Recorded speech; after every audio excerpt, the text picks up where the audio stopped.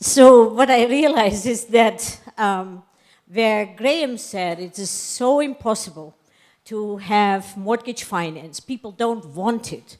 So what are we talking about? I have to come in and say, people may not want it, you guys. Maybe some may not want it, but they want housing.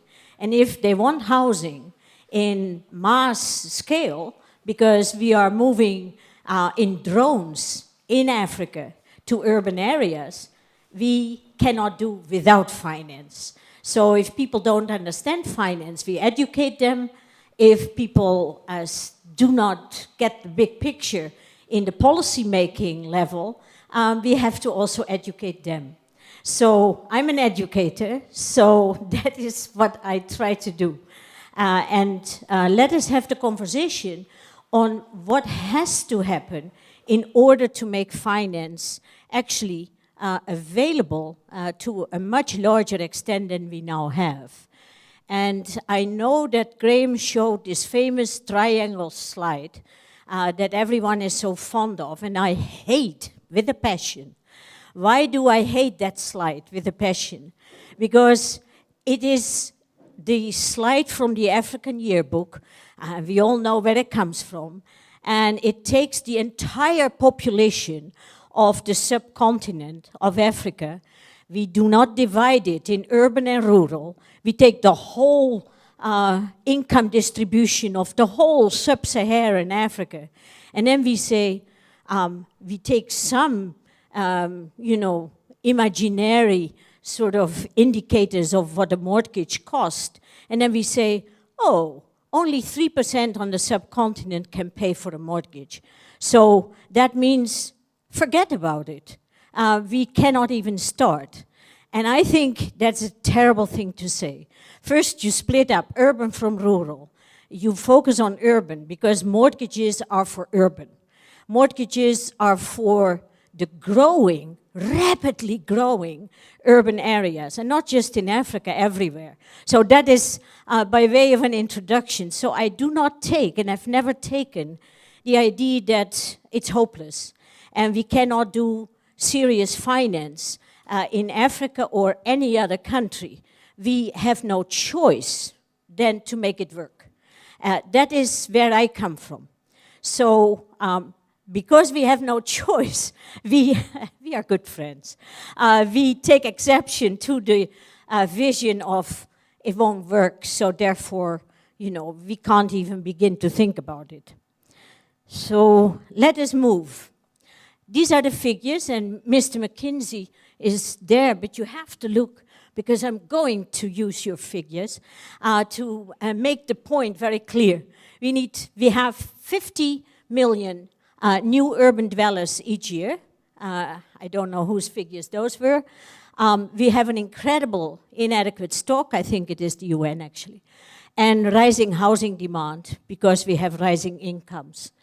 And therefore, we have no choice. I write build, build, and build some more.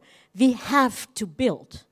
And we don't have to build Corbusier, for God's sake, but we have to build mass housing. I also didn't like the typification of mass housing as very negative. Mass housing means just that you need a lot of housing. That's it. You can do it right. You don't have to do it wrong, for God's sake. So that's my point. So this is the picture. And when we look at the cost, it's dramatic. And this is McKinsey. So they have calculated with that whole battery of young analysts that we actually train a lot. Many of my students go to McKinsey. And they then... Yes, I know. So they have come up with these imaginary figures. But 9 to 11 trillion, there is nothing magic about it. It's enormous. So when we realize the scale of urbanization, when we realize the scale of the backlog in so many of our countries, let's, turn up our sleeves and go to work. That is my attitude. We can't just be negative about it. So we have this housing demand in a context of rising inequality. When we look at income distributions in many countries, the inequality is going up. The US is not just alone. In many countries in the developing world, inequality is going up as well. And that is a challenge. Now, there are exceptions. Brazil has made an enormous dent. Latin America in general has decreased their outrageous inequality. And they are on the right path. Mexico, I have slides on that, but not here. But they have addressed that problem. But rising inequality, for instance, if you look at South Africa, is an enormous constraint. Plus, over-indebtedness.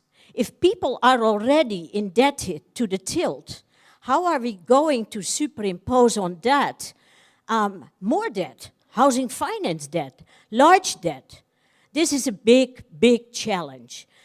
In many countries of sub-Saharan Africa, you have no choice than to roll over existing debt in a mortgage debt if you want to begin to expand housing finance. That's not easily done. So who pays for all that housing? Who pays for the problems that we know so well, all of us here? And we can certainly not leave it to the public sector. So whether we like the word enabling or whether we don't like it, I don't care, but we need to work together with the governments and the private sector.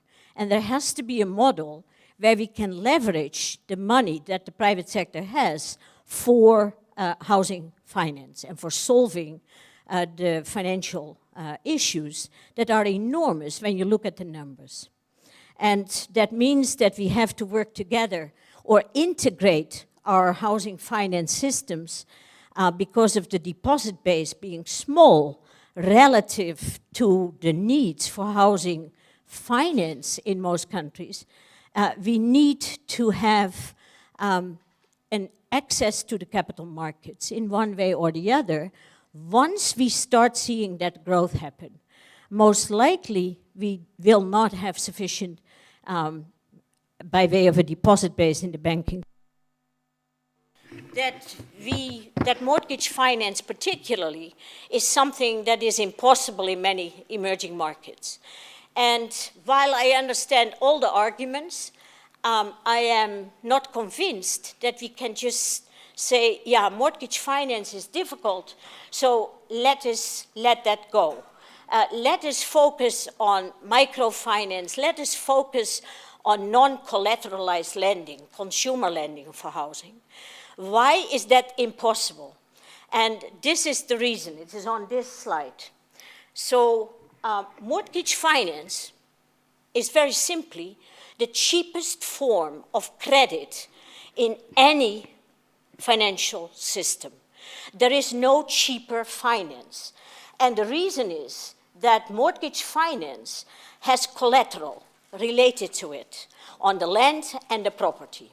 Because of that collateral, the bank has lower credit risk and can therefore issue loans at a lower rate.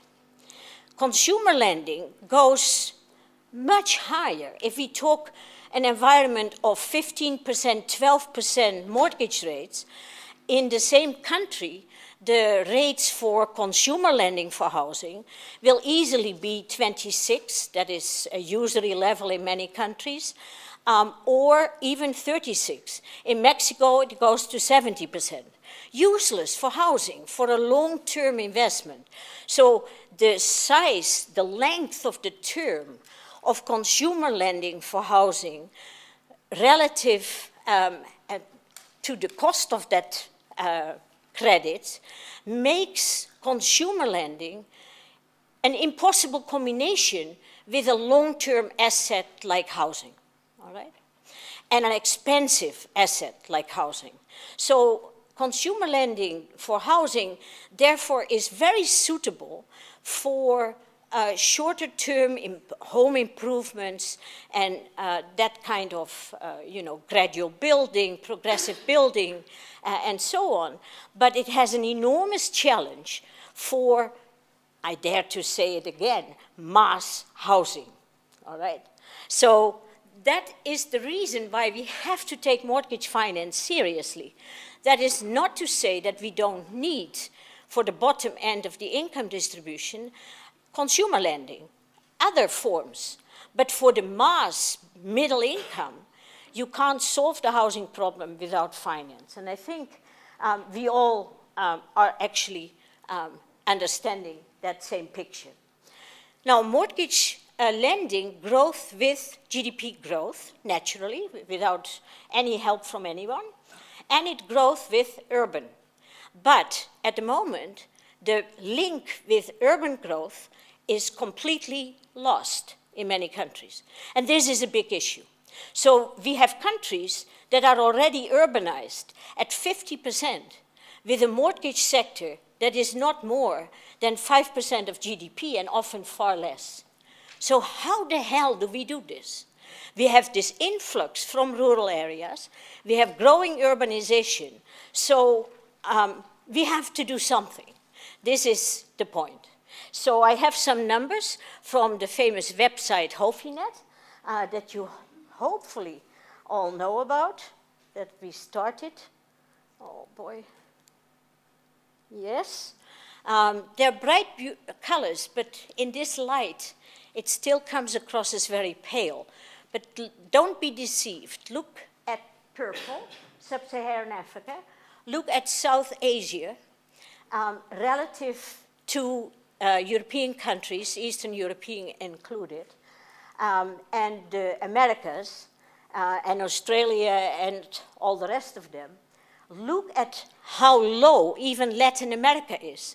Latin America is a very well-developed continent.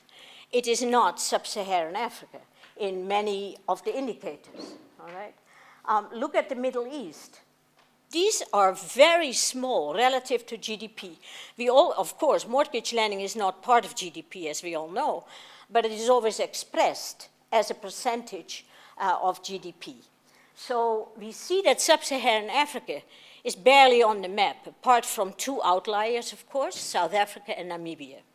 Namibia has a very high percentage of mortgage.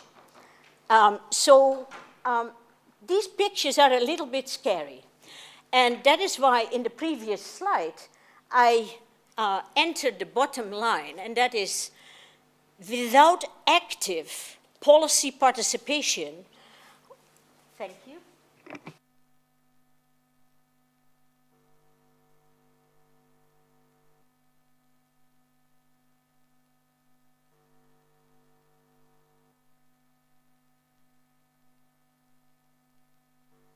So let me continue here for a while until this one begins to operate, yeah? All right, you let me know. So we need active policy support. And to be honest, when you look at the developed world, at the United States, and we are going to get the subprime crisis discussion on the US particularly later on, but there is not one country in the world, in the advanced world, that did not grow their mortgage sector without incredible participation and often detrimental participation by the policymakers, you know. The US started their whole housing finance system in the previous depression. They said, they said the same.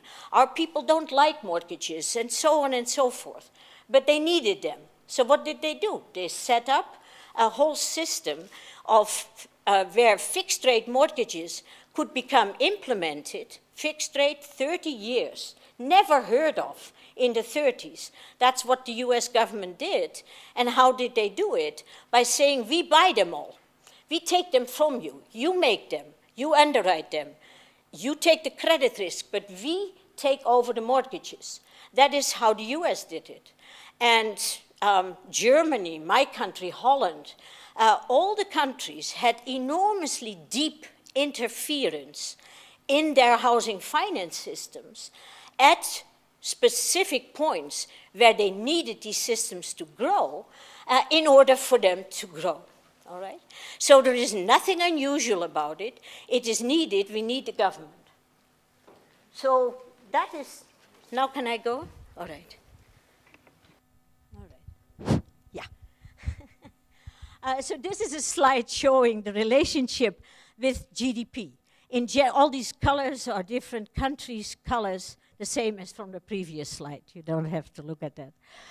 But you can see that roughly, but with an awful lot of noise, we see an increase in housing finance with the growth of economies, of course.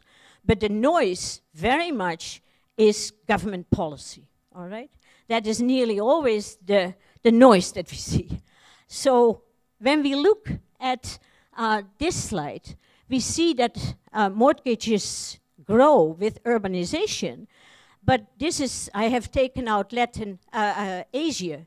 We see that like a country like the Philippines, like Pakistan, Bangladesh, India, they all are very highly urbanized already at 50%, around there, and no mortgage system to speak of. Tiny. And then we wonder why we have so much slum development, informal areas, and all the rest of it. So this is a sign that we need to have some serious rethink on the mortgage sector in particularly countries that are at this dangerous state. So I want to begin by redefining inclusive. And I'm sorry for that, because what Graham talked about this morning was sort of what do we do for the poor? What is our strategy for the bottom 20% of the income distribution? And what do we need to do for them? And they don't like mortgages, and they are better off in other types of housing and so on. However, all of you that have worked on housing issues in emerging markets know that 60%, 70% sometimes of the population cannot afford a house, even a minimal house, that is produced in the market. So what the hell do we talk about when we say inclusive housing finance? And that is what you wanted me to talk about. Inclusive housing finance is therefore not something that you want for the bottom end of the income distribution. Inclusive housing finance has to start where you no longer reach the population with a market-produced house and market housing finance. So that is the first thing I want to bring to your attention, that sometimes, and that is very hard for an organization like the UN, who are pro-poor, but sometimes, and work for the poor, but sometimes the housing finance strategy has to start at a higher level. People and try to bring down that 60% that is not served and go to the 50th percentile, hopefully to the 40th percentile, with cheap credit, that is mortgage credit. When you bring down mortgage credit to, let us be optimistic and say 40%, the 40th percentile of the income distribution, now these people can go to the market. They can be served by market producers of housing. Now you have money left for the bottom end of the income distribution to do something totally different, not mortgage finance for sure. So you want to look at it as moving mortgage access to mortgage credit down market, and then moving to scale your alternatives. That is the easiest way to look at it when you are faced with situations nearly in all countries I work in of this nature. All right? So You have to be, however, very careful with moving down market. And I have to immediately put that into perspective as well. So Mexico subsidized access to mortgages to the tune that if you have an income of 1.5 minimum wage, whatever it is, let's say $350 per month, you now can have access to a mortgage and a mortgageable, so-called mortgageable property. So what went wrong? That is simply too deep, and developers did not go, had to make housing available because mortgages were now available by the government entity. They had to serve that income bracket. So with a market price. So what did the developers do? You know, there is the trade-off. If you want housing cheap, as we talked about this morning, land is the biggest issue. So you go further and further out.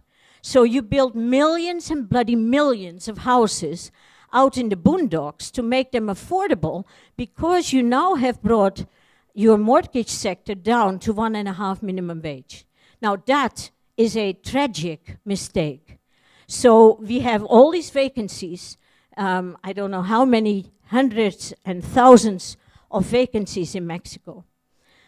We have a similar problem in the United States, where we made finance increasingly affordable for a population that should not have been given a mortgage finance, a mortgage loan. And the disaster has been very clear and is going to be talked about tomorrow. So you cannot move mortgage finance to levels that are unrealistic. And therefore you need something else for the bottom of the income distribution. That is the point that I'm making. We need rental, and we talked about alternative issues. We need maybe an administrative window like they have in Thailand, where you have the government housing bank already serving with a small cross-subsidy, but they have come down market to a level that they can reach 25th percentile of the income distribution, but they do not want to go lower. And the housing bank, being operated on commercial terms, has said no all the time to government efforts to make them go down market further. So ultimately, what the government housing bank and the government, and they are part of the same, of course, have agreed upon is to say we do a special window, a pot of money, just a pot of money for the poor, that for housing that is built by the National Housing Corporation, but we feel that people have to have credit and have to pay back some of that. They don't want to give away free housing like they do in South Africa. That is the alternative. Of course, not sustainable. So what Thailand did is to create a pot of money, government money, as a rotating fund that is operated by the government housing bank, but it is not part and parcel at all of the government bank's risk-taking and normal financial business. They just do it for a fee for the National Housing Corporation. So they separate the deeply subsidized and loans for the poor, which of course have a much higher default rate. They always do. They separate that out in a special window and keep the bank clean to serve the broad, rather deep middle class. So there are alternative ways to serve that bottom end of the income distribution. Too far away, okay. So what do we have to do? That is the core of the presentation. What do we have to do? Did I skip a slide? Oh, this, the old-fashioned slide that many of you will know. And that shows the gap. The gap is important to understand. It's the broad middle part. Many countries, oh, that will not be manageable. I will try. The gap is particularly in the middle market, where there is no housing supply.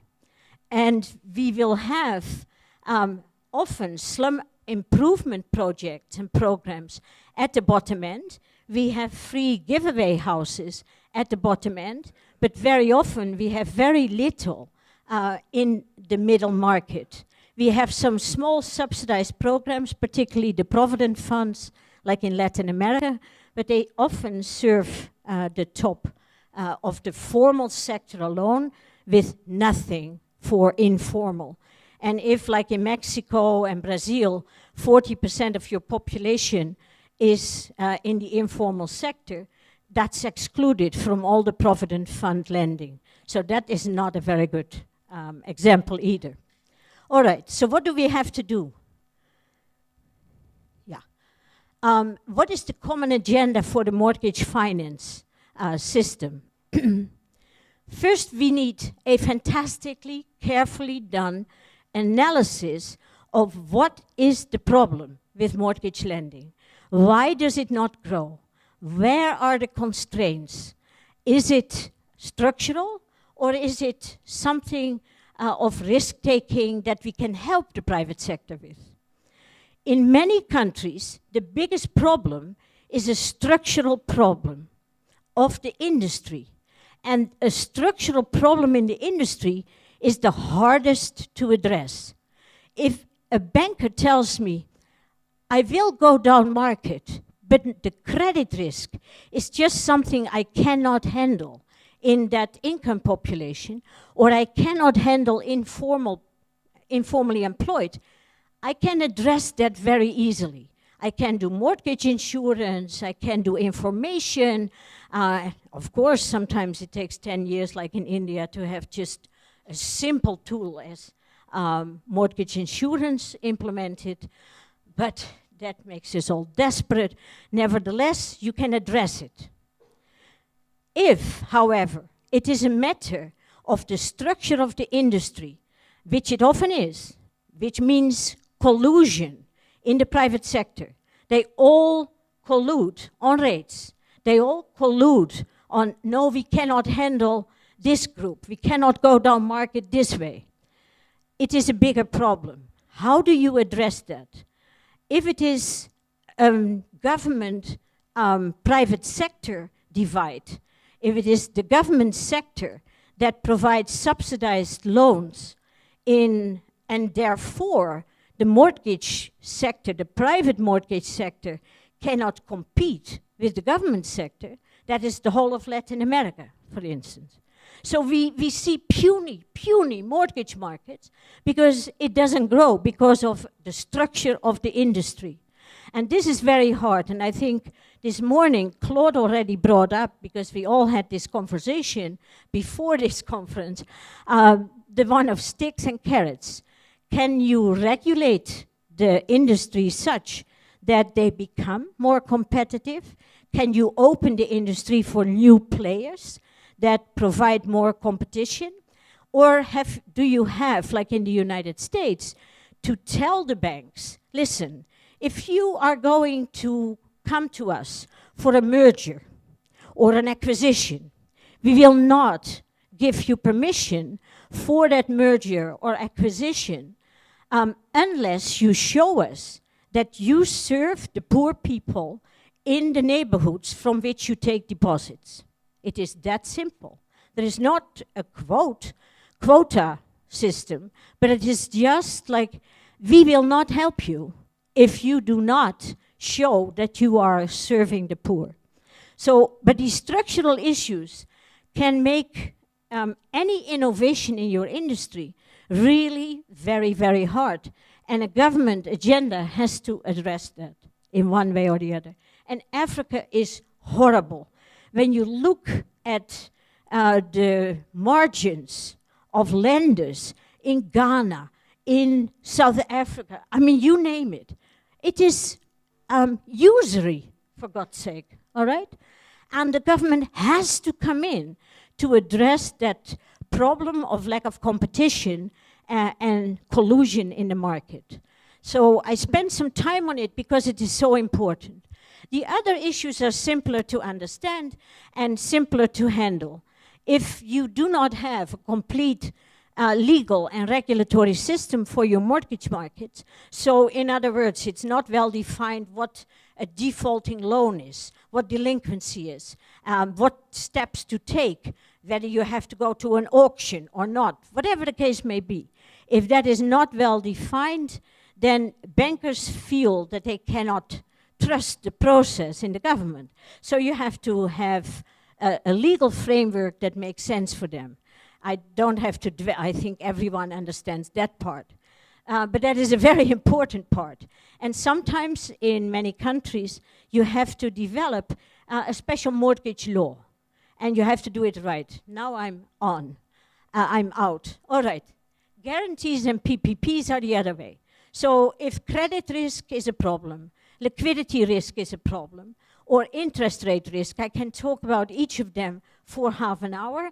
I don't have the time, but government can come in with some risk sharing, but at a in a very cautionary way, because the private industry will take advantage of these guarantees if you don't design them well. The other issues are also very intuitive. If there are taxation issues that screw up the industry, address them rather than subsidizing high taxation. I mean, makes no sense in many countries. Taxations in India are out of this world on the financial sector. So rather address taxation rather than subsidize the sector. The reserve requirements are often, and certainly under a not so friendly Basel III environment, they are an issue. Government can see what to do about it, and if there is mortgage insurance, for instance, in the country already, that should be helping with the reserve requirements, and countries can decide on that. We need consumer education and protection, and that is already discussed this morning, I think, so we don't have to go there that much. And then we have to look, and that is after structural issues, the subsidy issue is the most important. Who is subsidized in the financial system? Often these subsidies that go for general affordability reasons. That is why I hate the word affordable housing finance. And I urge the UN never to use the word again. And you don't see it in my slides.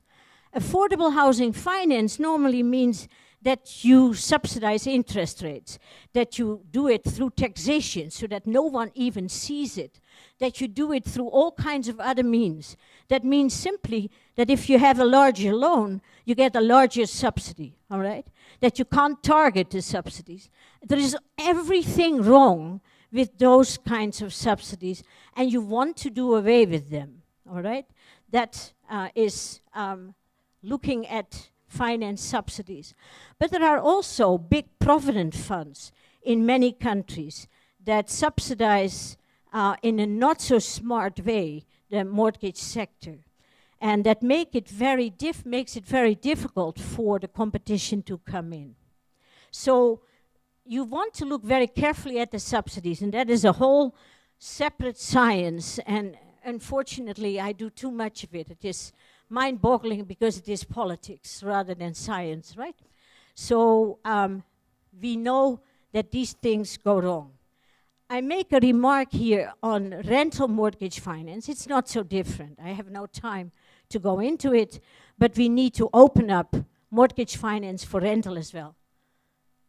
Oh no, I should do this, no? Yeah. So then the non-collateralized sector, the microloans, the whatever. So you have to make a distinction there again between government and commercial non-collateralized loans. And in order to bring them to scale, you often have to get the government out of the mix a little bit. That is very important. But I don't want to talk much about this slide because I have all kinds of people in the room that specialize in this area. So Larry is going to come in, I think, with infrastructure finance and other ways. But we now know why the sector stays small. We know a little bit what we can do to help it grow. And again, the same issue of competitiveness is very, very important also for non-mortgage lending. It's often the government that sits in the way, or one big lender that sets the tune in each country. We need the same legal and supervisory provision for microloans, for consumer loans. And we did now a study in South Africa. We are deepening it out to understand the health of microfinance institutions. And it is clearly that the most important binding constraint is access to longer-term funding. So that may be something to address. We have examples of positive government support to the sector, and many others will comment. This is just a list of countries that have gone through this whole agenda, which is a multi-year agenda. May I have to stop you? I will stop. Yeah. Right, this slide. And the rest, do you share the slides? So the rest is fine. So we can look at examples. I have given you two in the slides, Thailand and Chile. And then you can see from the slides that it is a process that takes a long, long time. It is like a decade-long endeavor, and someone has to be in charge of that process. So I will not talk to any of this, and I will talk only about the reform agenda, and I leave that up for you to have a look at, and what the UN can do in that space. And the first thing we all have to do is agree amongst ourselves. If the UN comes in with one set of directions into a country and USAID with another set, that is fatal for the countries.